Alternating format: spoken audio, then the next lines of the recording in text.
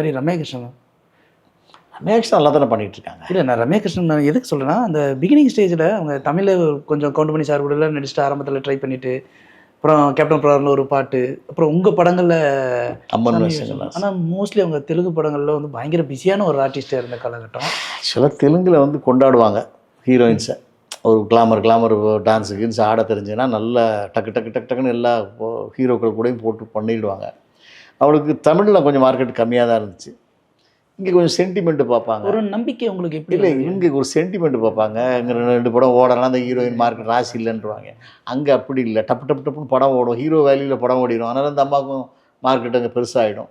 அப்புறம் இங்கே அம்மன் படம் ஓடின பிறகு ரம்யாகிருஷ்ணனுக்கு மறுபடியும் ஒரு ரீஎன்ட்ரி, கேப்டன் பிரபாகரனுக்கு அப்புறம் ஒரு ரீஎன்ட்ரி கிடச்சி, அப்புறம் கண்டினியூவாக அந்த அம்மாவுடைய ஃபுல் டேலண்ட் எக்ஸ்போஸ் ஆகிறதுக்கு ஒரு வாய்ப்பு கிடைச்சி. படையப்பால் டோட்டலாகவே கம்பீரமாக எங்கேயோ போயிடுச்சு. இல்லை இதில் சொல்லும் போது சார் இன்னொரு